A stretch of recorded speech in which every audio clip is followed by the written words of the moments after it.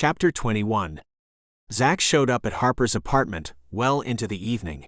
It took a few hours to book him, and since Newport Beach didn't actually hold those they arrested unless they were stuck in a sober cell, he was transported to Orange County Sheriff's in Santa Ana. He was interrogated at Newport, and the cops, while firm, were polite and cordial. He wasn't even arrested, save for the transportation process.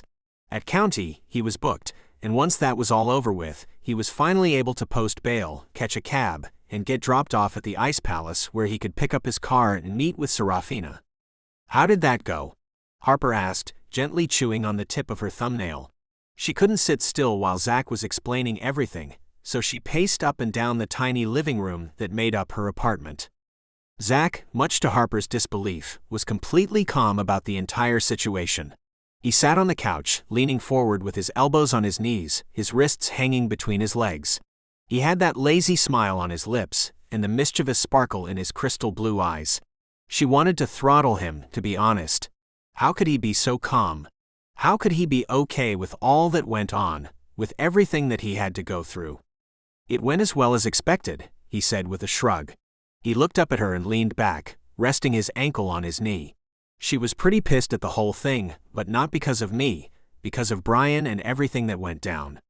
"So," Harper said slowly, "she's not angry with you?" "Of course not," he said with a crooked grin.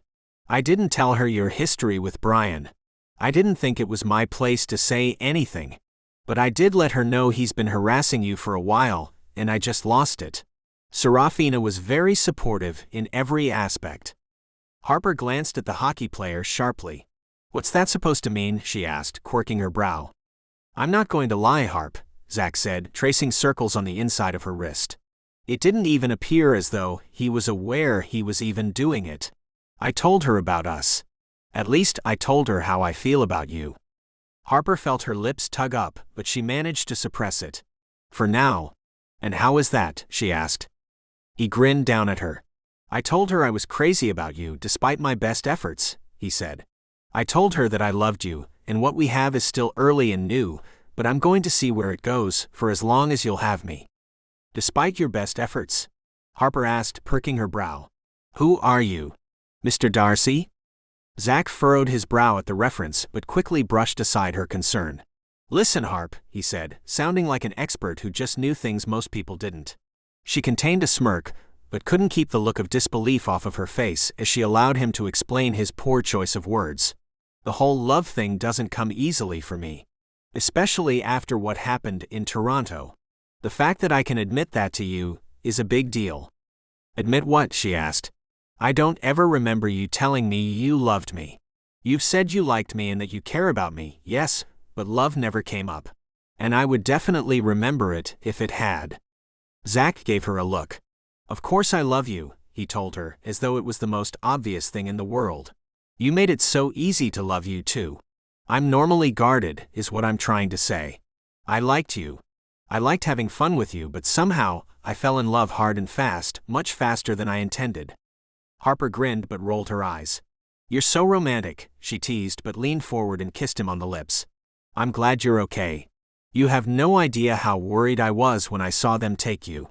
I was livid. You and me both." Zach pressed his lips together. "I got notification that they're going to drop the charges though." His blue eyes looked down at her, a question in them. Why in the world would Brian have them drop charges? Harper clenched her jaw. This was the part she needed assistance with. She couldn't figure out the right words to say without upsetting him. Although, judging by the deep furrow in his brow and his lips pressed into a thin line, there was a good chance it didn't matter what she'd done. She did something, and that was enough to set Zach off. "What?" he asked. His voice was soft, a dangerous whisper. While he managed to control it, every now and then she detected a slight waver in his words. A hint of the temper he was doing a good job of keeping at bay. "Tell me." "I made a deal with him," Harper said slowly. She tried to look him in the eyes as she spoke, but she only managed to get to the skin between his nose and his lips. She was a coward, and she knew it. "What kind of deal?" Zach asked. His entire body was tense. She saw the sleeves on his t-shirt twitch at the strain he was putting on it. "And don't get cute, Harper. Be direct." "Harper." He called her by her full name instead of just Harp. This must mean he was mad at her. He told me he would drop the charges if I went on one date with him. The words came out rushed and tight, and Harper inwardly winced, waiting for his reaction. Zach pressed his lips together once more, his jaw popping as he clenched his teeth together. She could feel the tension radiate off of him in harsh waves, like the ocean in a storm, and she wanted to cower, she wanted to hide, because she knew she shouldn't have meddled. She shouldn't have taken this into her own hands. She should have trusted the judicial system to do the right thing. Once again, her fear of Brian and what he could do to the people she cared about had won. She did exactly as he told her to. Zach began but cut himself off and shook his head. He exhaled through his nose, a violent huff that reminded Harper of a bull at a rodeo right before he charged. Finally, Zach picked up his head and looked at Harper. I don't understand. Harper took a deep breath. Brian said that there was a young assistant DA, she explained, looking to make an example of a rich guy who took the law into his own hands. Not that this matters, but apparently, the guy's an LA Stars fan, and their fans are assholes, so it wouldn't have surprised me if he used any excuse to mess with the Gulls' starting lineup. Zach furrowed his brow. Do you hear yourself right now?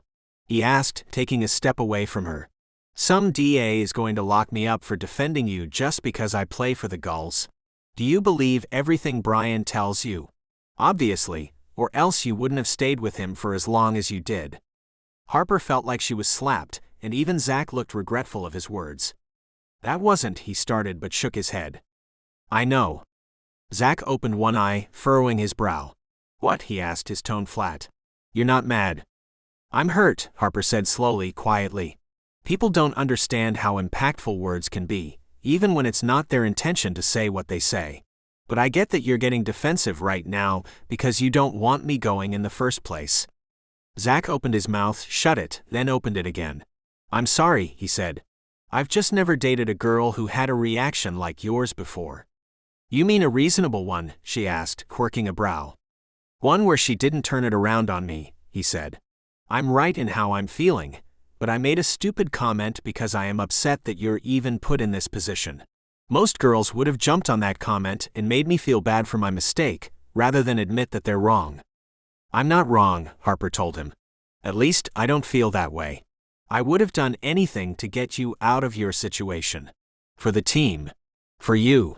I care about you, Zach. I can endure one date with Brian. Zach winced. Can we not call it a date? He asked. Harper nodded. Yeah, she agreed. But listen, I need you to understand this. She locked eyes with him, and for a moment put all of her attention into conveying a look that told him just how much she cared about him.